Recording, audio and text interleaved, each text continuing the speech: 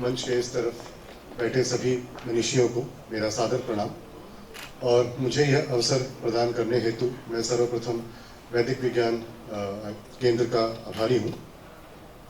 और ये जो इस पूरे कार्यक्रम का जो प्लानिंग हुआ है विज्ञान भारती द्वारा श्री जयंत सहस्त्रबुद्धे जी का भी मैं आभार प्रकट करना चाहता हूँ। अब मैकॉले का मानस पुत्र होने के कारण हिंदी मातृभाषा में मैं पूरी तरह से सक्षम नहीं हूँ, तो आंग्ल भाषा एवं हिंदी भाषा का मिश्रित रूप से मैं आपके सामने अपने विचारों को कुछ रखने की अनुमति चाहूँगा। मेरे विचारों को मैंने एक स्लाइड के माध्यम में बनाया है जो कि मैं आपको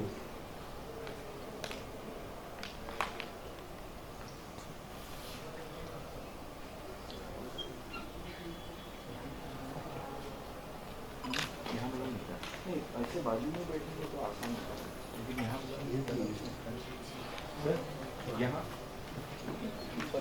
यहाँ बैठेंगे। हाँ,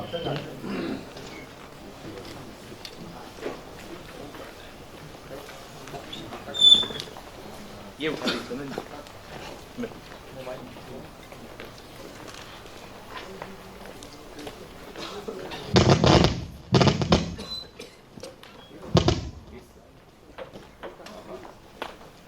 ये माइक का डिस्टर्बेंस कहाँ से हो रहा है? यहाँ से कि मेरे इससे हो रहा है?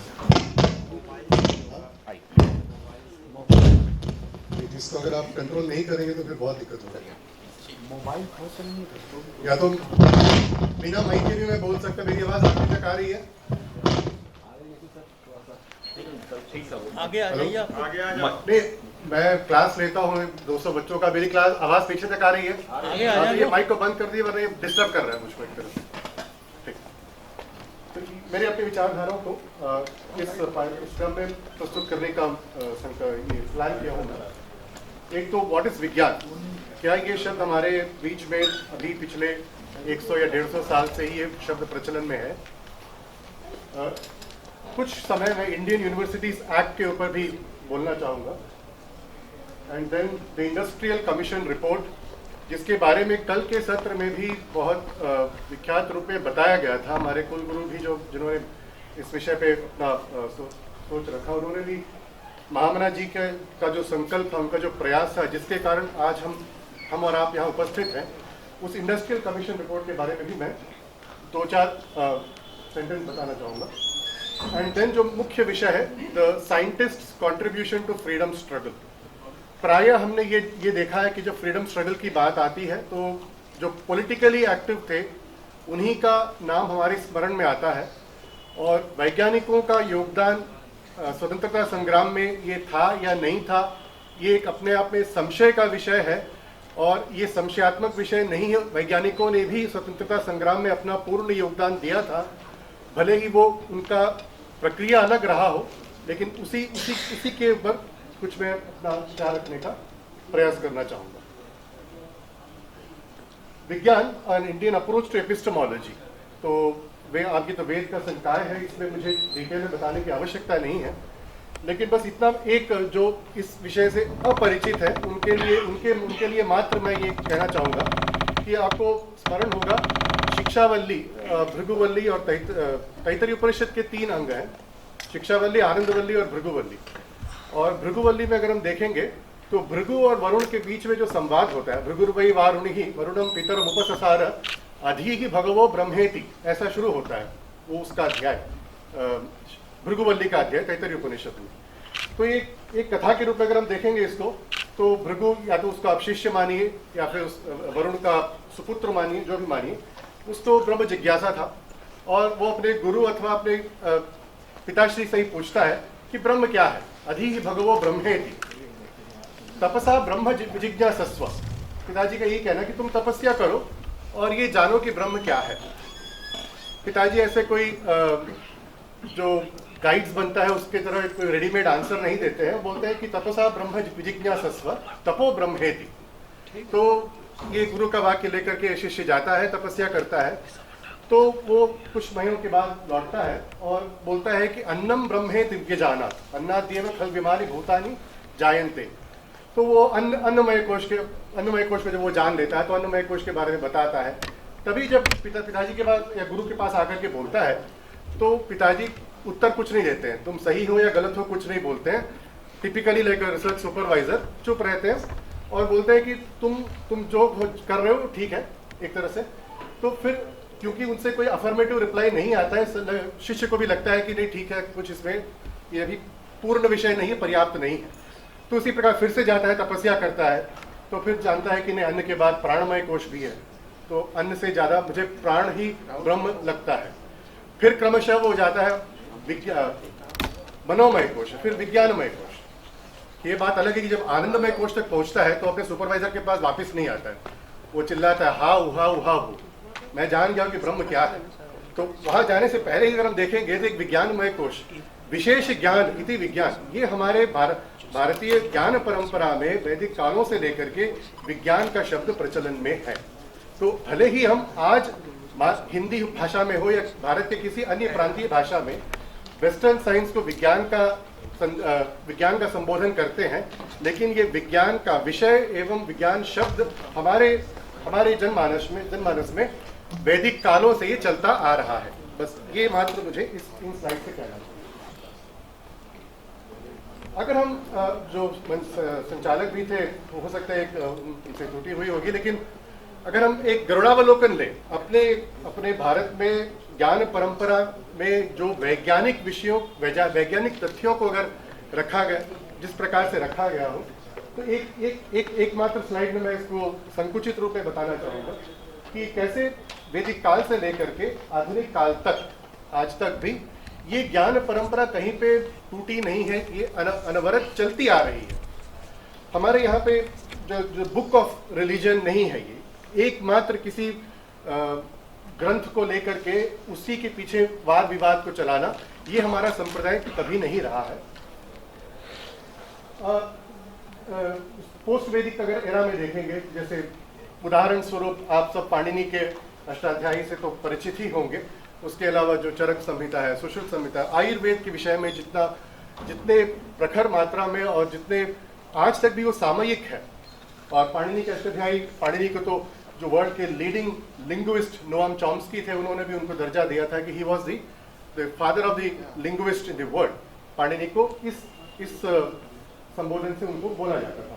फिर मौर्यन एरा में भी देखेंगे कि कैसे खगोल शास्त्र में और गणित शास्त्र में और अन्य शास्त्रों में भी हमारे यहाँ पे ज्ञान परंपरा बिना टूटे हुए चलती आ रही थी। और ये मैथमेटिकल जो ट्रेडिशन है वो 13वीं शताब्दी 12वीं शताब्दी में भी कैसे ये विभिन्न प्रांतों में इसका विख्यात हुआ। और अभी भी ये बहुत ही सामयिक है कि कैलकुलस का जो भले ही न्यूटन और लाइबनिज ने उसको मैथमेटिकल फॉर्म दिया हो, जो सिंबॉलिक लैंग्वेज जिसको हम बोलते हैं, लेकिन उसके जो प्रोजेनिटर थॉट्स, जो उत्पत्ति करने वाले जो सोच हैं, वो भास्कर के और उससे पहले हुए हमारे भारत के गणित के कार्यों में पाया जाता है। ये इसमें कोई दो राय नहीं है। और ये अभी भी एक तरह से कल्चरल बायसनेस है कि नामों को बदला नहीं गया है।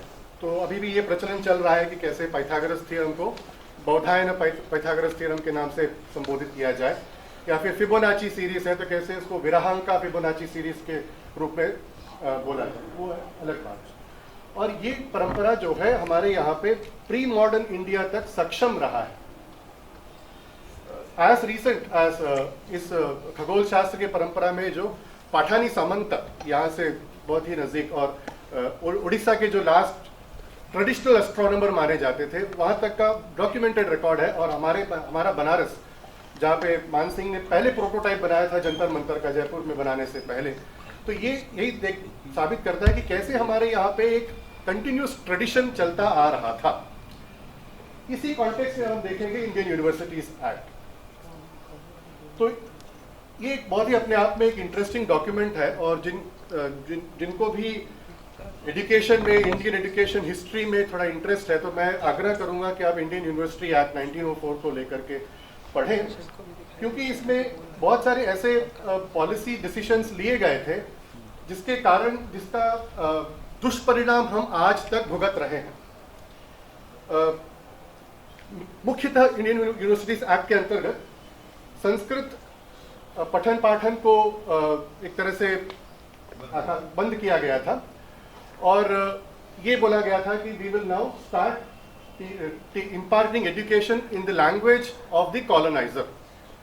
तो एक मैंने देखा है कि उन्हीं का कहना था कि Englishman are often in a numerical minority who exercise their power in mischievous independence of government. ये 1857 जो हमारे स्वतंत्रता का पहला संग्राम था, जिसको म्यूटिनी बोलना भी अपने आप में एक अभिशाप है, उस समय तक 1857 के बाद क्या हुआ, जो एक व्यापार करने के लिए जो आए थे उनमें कोई नियंत्रण नहीं रहा और वो एक तरह से अपना उधम मचा रहे थे और वो व्यापारी तत्व जो है एक तरह से the power got transferred from people who came to start industry, the power got transferred to the imperial crown. जब ये हस्तांतर हुआ तो उसके बाद बहुत सारे जुडिशियल एक्टिविज्म्स भी हुए थे। वो एक अलग चर्चा की विषय है कि कैसे 1854 में ही 1864 से इतने सारे कानून बनाए गए थे जो हम आज जुडिशियल एक्टिविज्म या extra outreach of the judicial wing आज मीडिया में भी जो चर्चा करते हैं, कैसे वो 1864 से ही प्रचलन में है। तो एक कंसर्टेड और प्लान्ड एफर्ट से जो हमारे यहाँ ज्ञान परंपरा थी, जिसका मैंने बहुत ही समराइज्ड वे में आपको प्रीवियस स्लाइड में दिखाया था, उसको आघात पहुंचाने का प्रयास तत्पर हुआ और एक अधिक मात्रा में ये सक्सेसफुल भी रहा है। जैसे मैंने अपने आप को शर्म आती है मुझे कहते हुए, लेकिन मानसपुत्र मैगोले का ही मानसपुत्र हूं।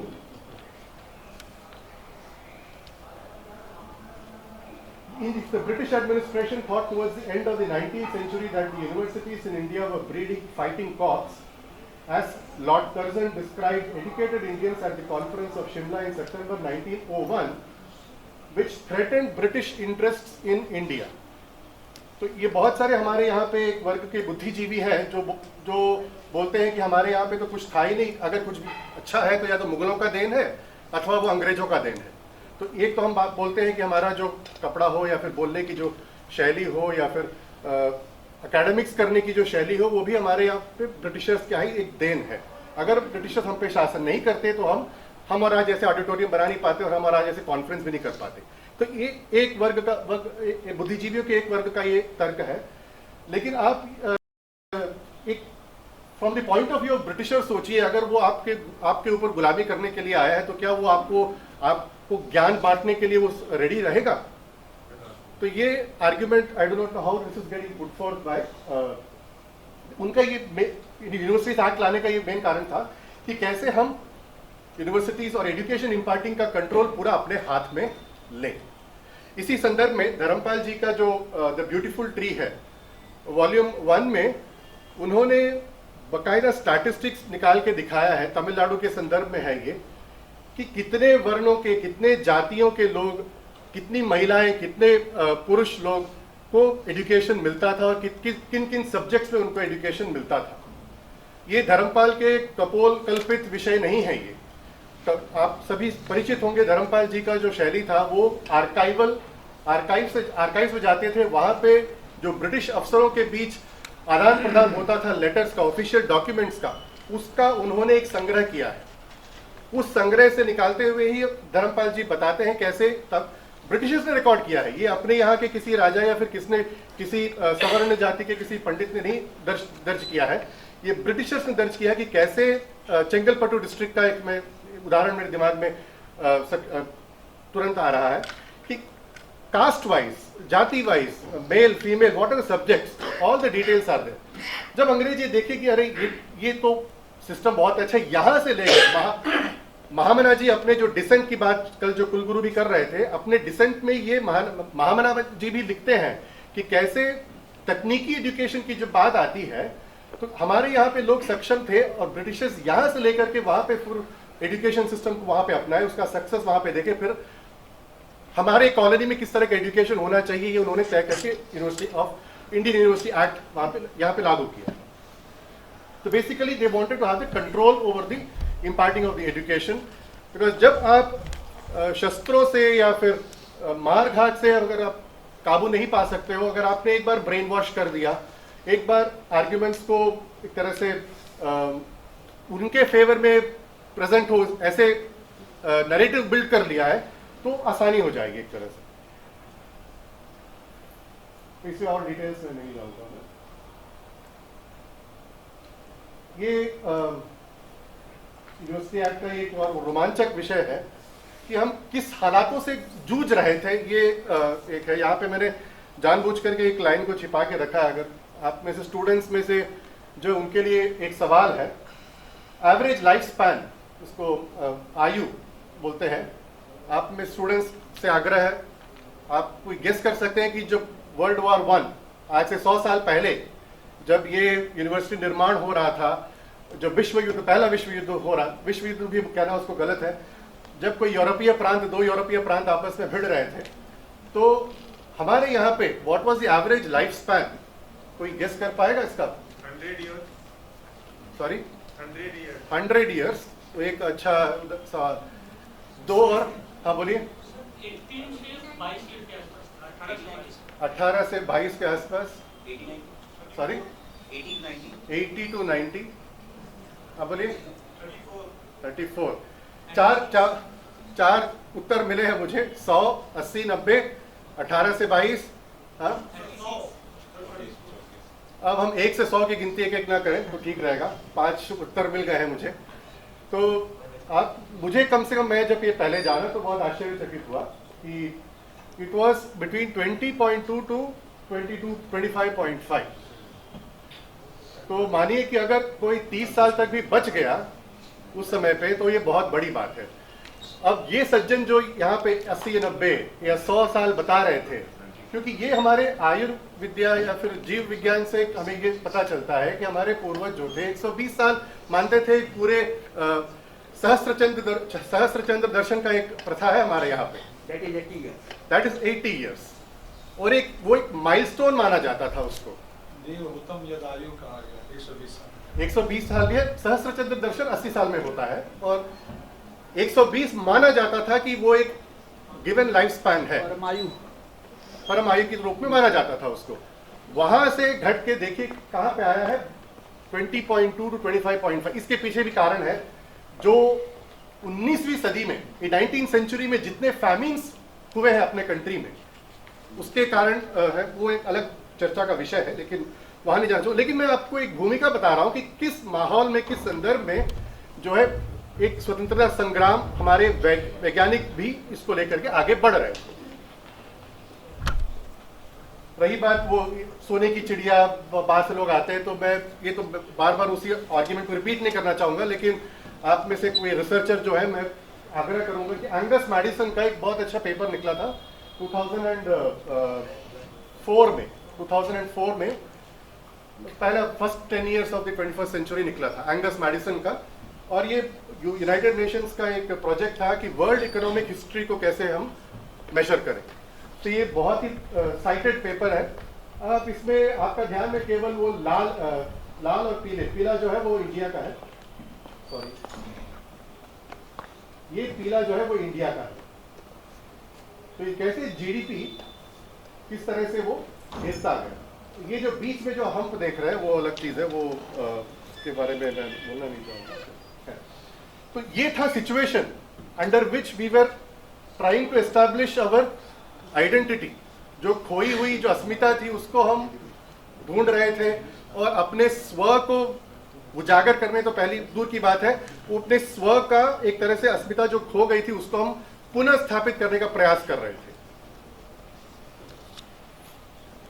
ये फैमिन्स का जो मैं लिस्ट बता रहा था वो है ये 1770 से लेकर के 1944 में देखेंगे तो जूइश हॉलोकॉस्ट का तो दुनिया भर में चर्चा है, लेकिन अगर ब्रिटिशर्स द्वारा किए गए आर्टिफिशियल फैमिन्स का आज तक कोई सही आकलन या पीएचडी थीसिस मेरे नजर में तो नहीं आया आज तक।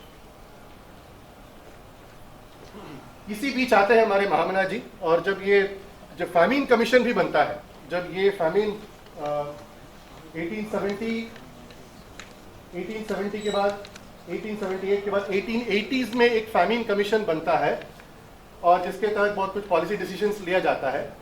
और जब 1912 या 13 में इंडस्ट्रियल कमीशन बनता है, जिसका रिपोर्ट 1916 में टेबल हुआ था।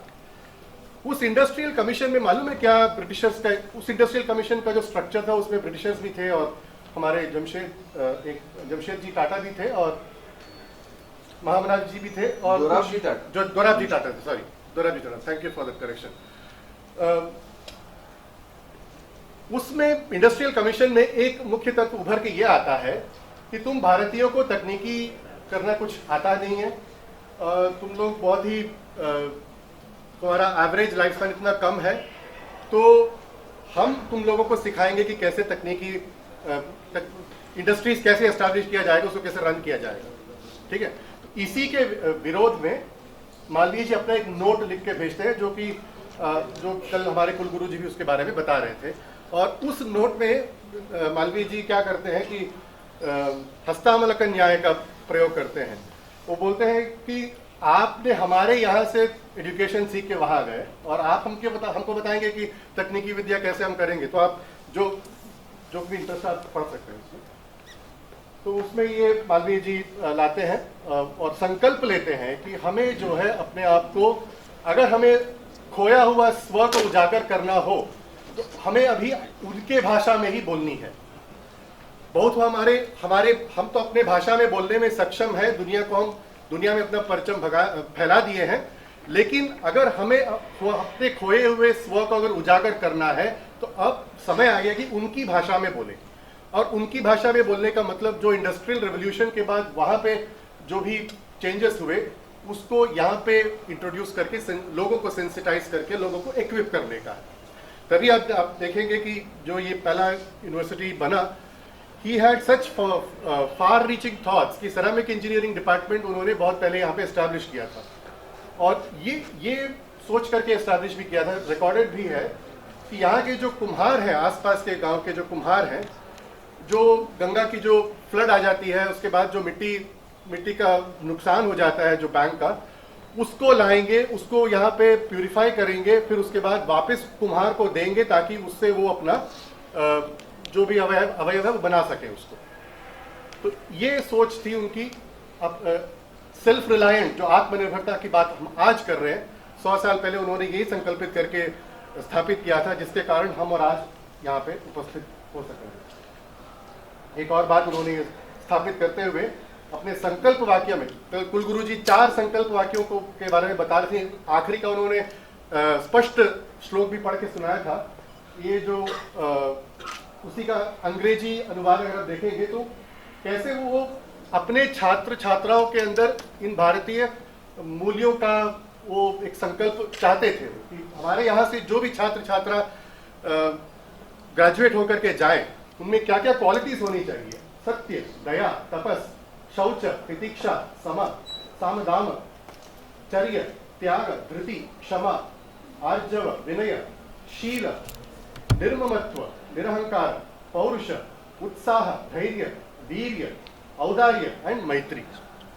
अगर हम आज इसको बोलेंगे तो बोलेंगे ये तो जरा से साफ्रनाइजेशन हो रहा है, लेकिन ये थे मालवीय जी इसी संस्थान को स्थापित करते वक्त लिया हुआ संकल्प कि हर प्रत्येक स्टूडेंट के अंदर ये क्वालिटीज होनी चाहिए।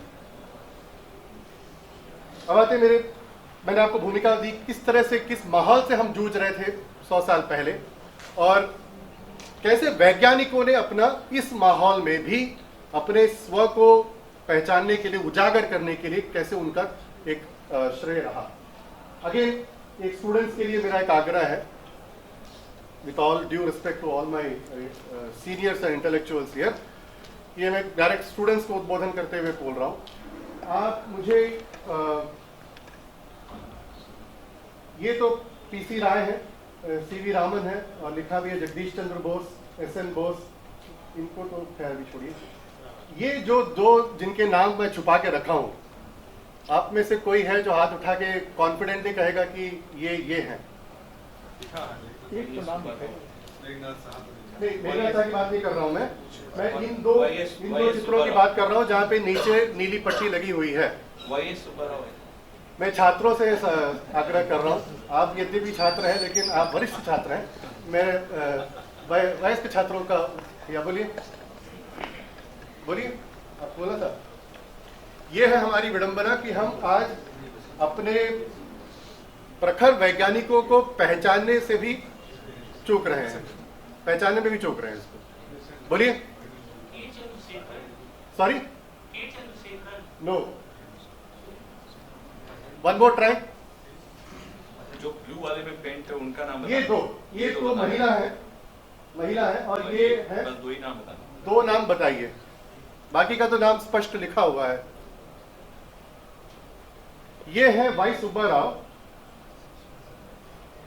अब नाम जान के भी कुछ फर्क नहीं पड़ेगा क्योंकि आपने उनका नाम पहली बार सुना है, तो उनका काम क्या रहा वो भी आपको नहीं मालूम रहा होगा। और ये है डॉक्टर आनंदीबाई गोपाल राव जोशी। मैं आज इन दोनों के बारे में नहीं बोलने वाला हूं, लेकिन आपके लिए होमवर्क है, जाइए और उनके बारे में पढ़िए। ये है, I quote, in poetry, literature, art, science, there have on the contrary been definite beginnings. Bengal in these, as in many directions, has been recently the chief testing crucible or the first workshop of the Shakti of India. She has not only 2 renowned scientists, one of the 2 world famous for a central and far-reaching discovery, but young school of research which promises to count for something in the world of science. ये थे observation Shri Aurobindo के।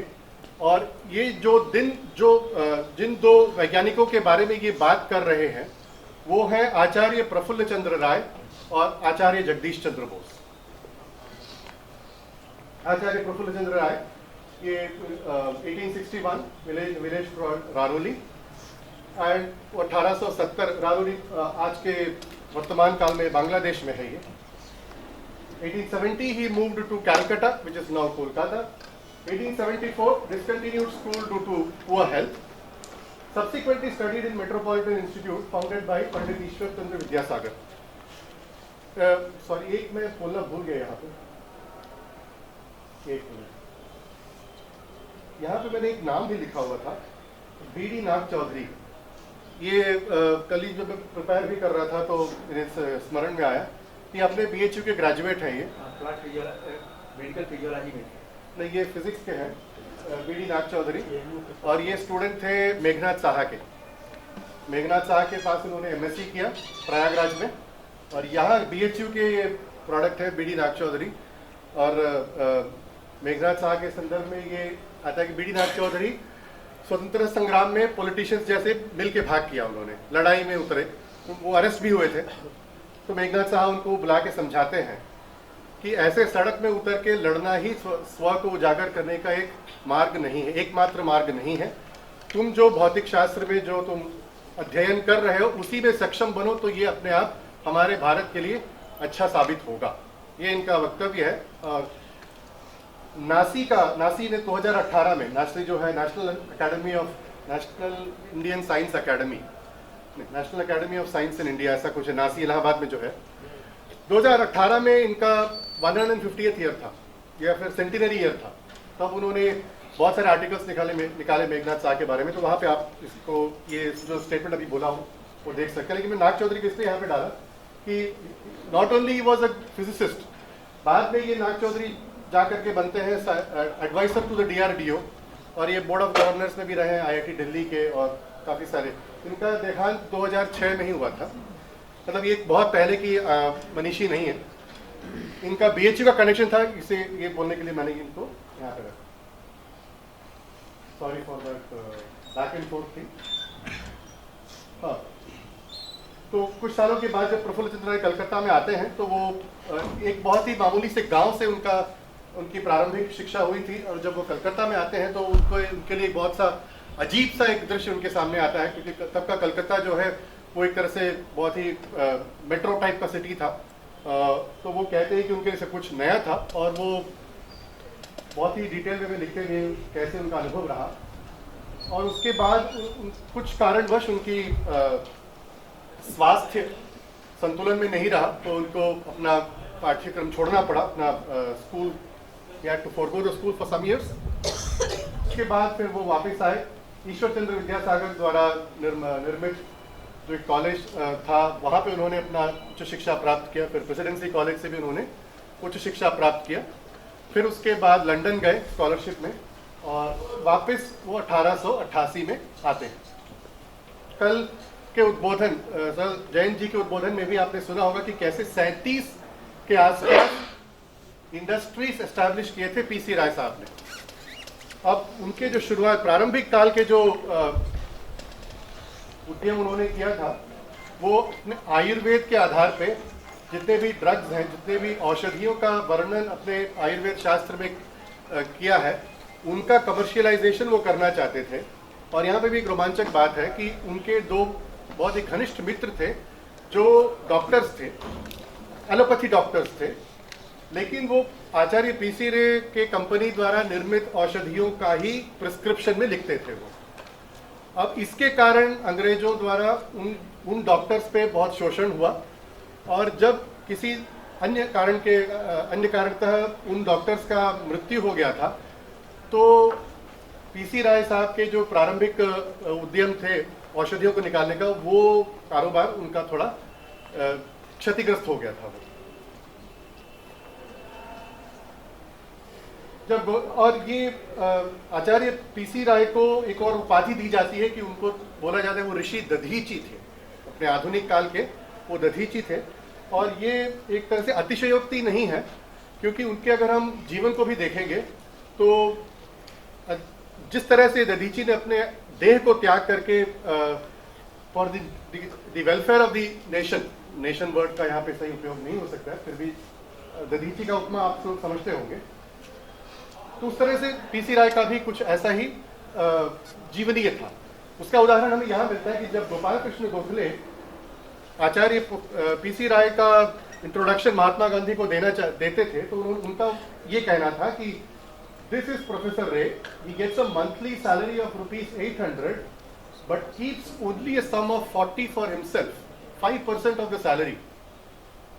जहां उनको 800 रुपए मिलता था उसका 5% ही अपने जीवनी को बिताने के लिए रखते थे और बाकी का जितना भी पैसा था वो अपने स्टूडेंट्स को या फिर जो उनका रिसर्च एक्टिविटी था, जो उनका अदर एक्टिविटीज थे, उन पे वो इन्वेस्ट करते थे। मतलब इन्वेस्ट का यहाँ पे इंग्लिश वर्ड का अच्छा मीनिंग नहीं आएगा, वो उसके लिए सैक्रिफाइस करते थे। आज हम यहाँ पे ऐसे हैं कि 1 महीने का सैलरी अगर किसी ने काट लिया तो हम टीचर्स यूनियन या फिर किसी मोर्चा में आकर के बैठ जाएंगे, ठीक है। तो ये दाम्यता दत्ता दयत्व, ये क्योंकि वैदिक संकाय भी है तो मैं इसको यहाँ पे इसका उल्लेख भी कर सकता हूँ कि कैसे ये 3 दाम्यता दत्ता दयत्व, इन तीनों का जो एक अच्छा उदाहरण अगर हमें किसी का देना है तो वो आचार्य प्रफुल्ल चंद्र राय के अलावा कोई और हो नहीं सकता है। उन्होंने 60 साल में वो रिटायर हुए, लेकिन उसके पश्चात भी विश्वविद्यालय ने उनको 15 साल काम करने का अवकाश दिया और उन 15 साल रिटायरमेंट के बाद से 75वें साल तक उन्होंने एक भी सैलरी लिया नहीं, वेतन के बिना वो 15 साल काम करते रहे। और ऐसा नहीं कि वेतन नहीं ले रहे हैं तो उनकी कार्य कौशलता में कुछ कमी आई होगी, वो उतने ही सक्षम थे जितने वो तब कार्यरत थे जब वो वेतन ले रहे थे। तो और उसके बाद भी उनका जो भी पैसा बचा हुआ था वो हर बार वो दान में देने में वो निपुण थे। अगेन गोपाल, जब जेसी बोस उनके थोड़े सीनियर थे और ये स्टोरी ये भी आता है कि जब लंदन से पीसी राय वापस पुनः भारत आते हैं, एक तो उनको पहले नौकरी नहीं मिलती है जो कि आज भी एक समस्या है। जो भी बाहर से भी पोस्ट डॉक करके आए तो लंबा लाइन लगना पड़ता है, तो ये आज की समस्या नहीं है, 100 साल पहले भी समस्या ऐसी ही थी। ये बात अलग है कि हमने कुछ नया सोल्यूशन नहीं ढूंढा है, वो अलग चर्चा है। तो पीसी राय को नौकरी नहीं मिली थी तो उनको जेसी बोस ने शरण दिया था अपने घर में ही, और उस दौरान भी उनके अच्छे कोलैबोरेशन रहे थे। और जेसी बोस और पीसी राय का उस टाइम का ओवरलैप उसके बाद में लिखे गए बहुत सारे एसेज में हमें बहुत कुछ चीज देखने को मिलता है। जेसी बोस का ये कहना था पीसी राय के बारे में, the association of plain living and high thinking is always very rare. In addition to these, there is in Sir P.C. Ray the element of vigorous action which knows no rest. The combination of such qualities in a single individual is indeed rare in any country, and there can be no higher example for the younger generation to emulate than the life of this great teacher. तो वो ना ही ना केवल एक startup industrialist के point of view से सोचते थे, ना केवल एक रिसर्चर थे, ना केवल एक टीचर भी थे, स्वतंत्रता के पॉइंट ऑफ व्यू में उनका क्या योगदान रहा। ये तो खैर उनके लिए मैंने एक जनरल ब्रॉडलाइन पिक्चर दिया था। तो 1888 वापस आए, फिर नौकरी नहीं मिली, फिर कुछ किसी तरह उनको नौकरी मिलती है। नाइट्राइट्स, आज भी अगर आप पीसी राय का अगर आप नाम ढूंढेंगे गूगल पे, आपको he is referred to as the king of nitrites. अब नाइट्राइट जो केमिस्ट्री के छात्र हैं, थोड़ा बहुत केमिस्ट्री से परिचय रखते हैं, तो जितने भी बम बनते हैं उनमें नाइट्राइट का एक बहुत ही बड़ा योगदान रहता है। इतना ही मात्र मैं कह करके यहाँ पे उनके इस एस्पेक्ट को विराम देना चाहूँगा।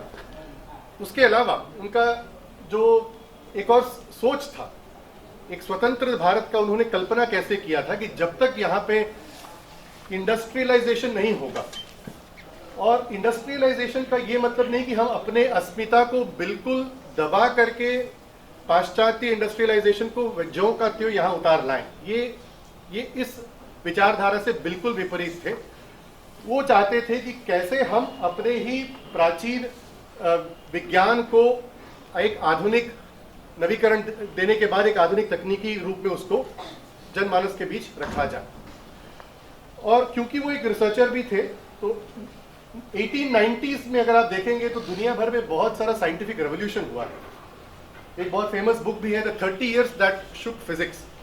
तो जो आप छात्र आप में से साइंस हिस्ट्री में भी इंटरेस्टेड हो, तो वो आप उस किताब को पढ़ सकते हैं कि कैसे वो 1890 से लेकर के 1920 में वर्ल्ड ओवर में बहुत ही अच्छे आविष्कार हुए थे, सैद्धांतिक खोज हुए थे। तो एक सवाल उठ के आ रहा था केमिस्ट के बीच में कि अपने भारत में क्या कोई रसायन शास्त्र या फिर केमिस्ट्री में कोई काम हुआ था कि भी नहीं। तो ये तो बहुत बड़ी विडंबना वाली बात है, क्योंकि जिस सभ्यता में हम मेटलर्जी का उल्लेख देखते हैं, बहुत सारे केमिस्ट्री मटेरियल साइंस रिलेटेड उल्लेख हम देखते हैं, तो क्या दुनिया को ये मालूम नहीं है कि भारत में जो रसायन शास्त्र में विकास हुआ था वो इससे क्यों अपरिचित हैं। तो ये संकल्प उठाते हैं और बोलते हैं कि ये हमारे लिए, हम भी दुनिया को बताएं कि हम आपसे पीछे नहीं हैं। वो संकल्प लेते हैं और 1902 में, ये इनफैक्ट 1896 से ये स्टार्ट करते हैं, और 1902 में उनका पहला प्रकाशन आता है, the history of Hindu chemistry volume 1। और उसके बाद 1908 में दूसरा प्रकाशन आता है, history of Hindu chemistry volume 2, जिसपे उन्होंने एक सारांश रूप में नागार्जुन के रसरत्नाकर से लेकर के वाग्भट के रसरत्न समुच्चय तक का एक संक्षेप में उन्होंने विवरण दिया, आधुनिक भाषा में विवरण दिया उसका। और ये मात्र कह करके नहीं किया कि मैं अपने भारत के ऐतिहासिक विज्ञान केमिस्ट्री को बता रहा हूँ, बार बार वो स्व को उजागर करने वाली सोच के पॉइंट ऑफ व्यू से ही कार्यरत रहे हैं। और उनके द्वारा ये प्रकाशित 2 पुस्तकों के बाद दुनिया को भी लगा, हाँ वाकई में lot of work has gone on chemistry as well as material science in this country as well. अब ये दूसरी विडंबना है कि आज से 100 साल पहले ये किताब प्रकाशन होने के पश्चात भी हमारे पाठ्यक्रम में ये नहीं आए। ये अपने आप में एक प्रश्न चिन्ह है, जो कि एक अलग विवाद का विषय है। तो बंगाल केमिकल्स उनके द्वारा निर्मित 27 इंडस्ट्रीज, और क्योंकि वो आत्मनिर्भर रहना चाहते थे, उसी से उनका कहना था कि हम उनको टक्कर दे सकते हैं। तो बंगाल केमिकल्स भी उनसे उन 27 यूनिवर्सिटीज में एक था। और मैं 10 मिनट में खत्म, 5 मिनट में खत्म। आज तक ये कंटिन्यूअसली एग्जिस्टिंग है Bengal chemicals, and he effectively combined the highest nationalism and modern science. तो ये आपको मैं the take home message from this is that.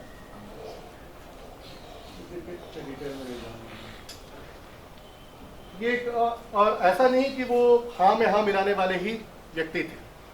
अगर पॉलिटिकली अगर हम पॉलिटिकल उनका एक्सप्लिसिट पॉलिटिकल वर्जन भी देखेंगे तो ये था उनका कथनी, we must not allow our loyalty to our mother country to be swamped by the wave of extraterritorial patriotism.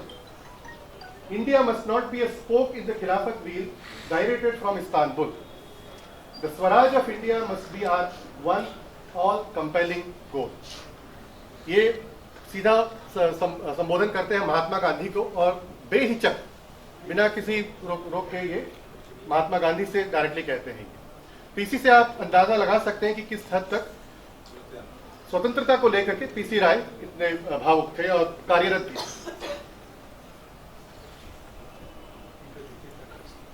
आचार्य जेसी बोस के बारे में जब आते हैं तो क्योंकि समय भी कम है मैं बहुत ही संक्षेप रूप में बताऊंगा, क्योंकि इनके जीवनी में भी बहुत ऐसे रोमांचक विषय हैं जिसके बारे में एक पूरा कॉन्फ्रेंस वर्कशॉप किया जा सकता है। ये पीसी राय के सीनियर थे और 2016 मतलब दुनिया went through 2 Wars and had a digital revolution. उसके बाद लगभग 100 साल लगा दुनिया को ये एक्नॉलेज करने में कि हाँ इन्होंने वाकई में वायरलेस कम्युनिकेशन में कुछ मीनिंगफुल काम किया है। 2016 में इनका एक तरह से officially it was also accepted कि इनका जो माइक्रोवेव और वायरलेस कम्युनिकेशन में जो काम रहा वो वाकई में एक वर्ल्ड लेवल का काम है।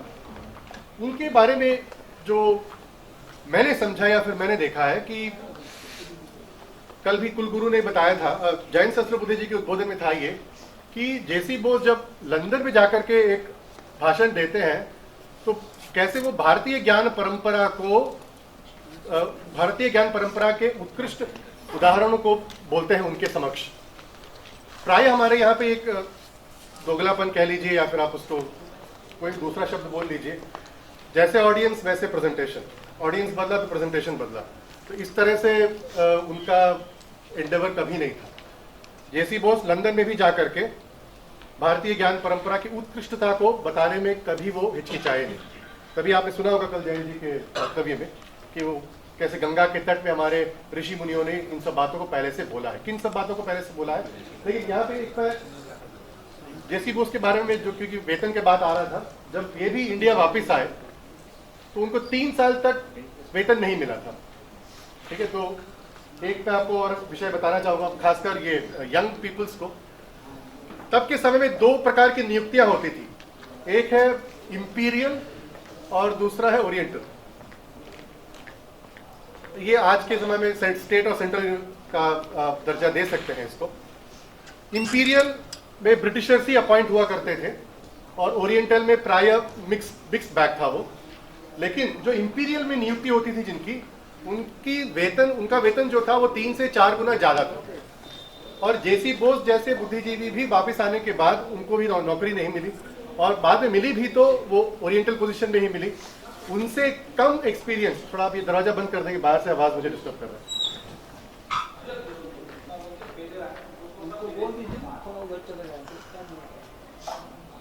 धन्यवाद। 3 साल तक उनको नौकरी नहीं मिलती है और जब मिलती भी है तो फिर एक ओरिएंटल पोजीशन में मिलती है और फिर उनसे कम एक्सपीरियंस्ड, उनसे कम आयु के लोगों को उनसे ज़्यादा वेतन में और उनसे सीनियर पोजीशन में, इंपीरियल पोजीशन में मिलता है। इन सब के बावजूद भी जेसी बोस शांत रहे और अपना श्रम उन्होंने, अपना जो विरोध था वो उन्होंने अपने कार्य में करके दिखाया। तब विवश हो करके 1905 में कॉलोनाइजर्स को इनको उनका डिजर्विंग पोजीशन देना पड़ा। उससे पहले ये अपने वायरलेस कम्युनिकेशन को भी साबित कर चुके थे और पहली बार जीव भेषज्यों में भी प्राण है, ये बात हम भारतीय मनुष्यों को तो कोई चर्चा वाली बात ही नहीं है। अब जो अब्राहमिक रिलीजन है उनके लिए तो ये सोच से परे है कि मनुष्यों के अलावा किसी और में भी, जीव जंतु में भी प्राण हो सकता है। उस माहौल में जेसी बोस ने साबित किया कि भेषज्यों में भी प्राण है। जब ये इन सब बातों को करते थे तो विडंबना देखिए, आज हमारे ही एक वर्ग के बुद्धिजीवी हैं जो एक विचारधारा रखते हैं, वो बोलते हैं कि J C Bose is a failed scientist, क्योंकि वो कपोल कल्पित बातों को और कर्मकांड की बातों को विज्ञान में लाना चाहते थे। तो इसका मैंने शायद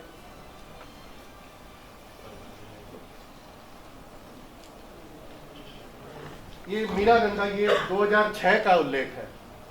इसका मैं उसको प्रमोट तो नहीं कर रहा हूँ, लेकिन जो क्यूरियस है वो पढ़ सकते हैं। sensory perception plan has discredited and is now the province of eccentric biologists like Rupert Sheldrake and the rest of the paranormal crowd, ठीक है। 2022 में हम जेसी बोस का गुणगान कर रहे हैं, लेकिन 2006 में उनको कैंसिल कर दिया गया था वैसे, और वो 1898, 1900 में अपना वो परचम फैला रहे थे, जो दुनिया 100 साल के बाद उनको रिकॉग्निशन मिला। ये इनके ये किताब का भी नाम बहुत अनोखा है, प्रॉफिट्स फेसिंग बैकवर्ड। ठीक है, जो संकल्प प्रतीची और प्राची का जो संगम, संकल्प जी ने जो संकल्प महामना जी ने जो संकल्प करके ये बनाया था, और भट्टागर जी ने जिसको शब्दान्वित भी किया अपने संगीत में, उसका एक अच्छा उदाहरण हमें जेसी बोस में मिलता है।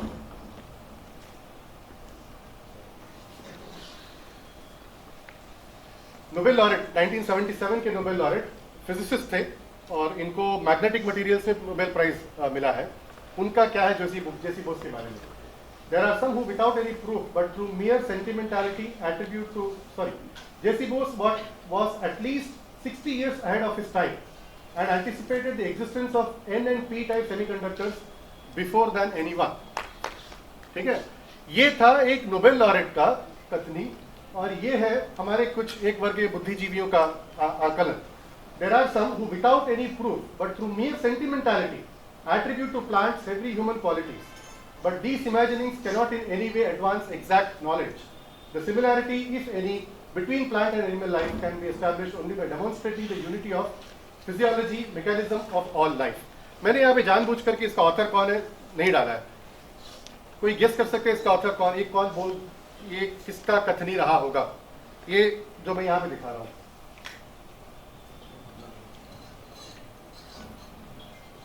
मार्क्स नहीं काटे जाएंगे, आप में से छात्र जो बोल सकते हैं खोल करके, अभिव्यक्ति की आजादी है यहाँ।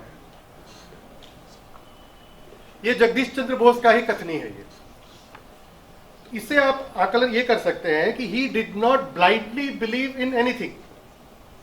वो आधुनिक साइंटिफिक मेथड को मानते थे, और इसी के अंतर्गत उन्होंने दो बहुत ही फेमस है, एक है the praying tree of Murshidabad का था ये, और एक है the weeping mango tree of Calcutta. तो दोनों में दिखा, प्रेइंग ट्री का ये संदर्भ है कि हर दिन पाया जाता था कि एक पर्टिकुलर समय पे जब मंदिर में घंटी बजती थी तो ये पेड़ अपने आप झुकता था। तो लोगों को मानना था कि भाई ये तो बहुत ही अजूबा वाली बात है, दैव संकल्पित क्रिया है ये। इसका खंडन करते हुए जेसी बोस ने साइंटिफिकली दिखाया कि कैसे, डिटेल में जाना नहीं चाहूंगा, लेकिन उन्होंने मेजरमेंट करके बताया। तो आप समझ सकते हैं कि ये एक तरह से जिंगोइज्म जिसको बोलते हैं उसके प्रति नहीं थे जेसी बोस। और ऐसा भी नहीं कि हमें वेस्टर्नर से अप्रिसिएशन लेना है तो हम इसलिए अपने मातृभूमि को गाली देंगे, ये भी नहीं था उनका। ठीक है, तो इसी मैंगो ट्री का भी एक अच्छा, जब मंदिर में पूजा होता था तो उस आम के पेड़ से आंसू निकल के आते थे, ऐसा वर्णन किया जा रहा था। उन्होंने बहुत ही सिस्टमैटिकली स्टडी करके उसको भी इस तरह से साबित किया। जो ये मेरा आखिरी स्लाइड है, उसके बाद में विराम दूंगा, कि जो उनका काम 1890 के दशक में हुआ था, वो दुनिया को लगभग 60 से 70 साल लगा समझने में।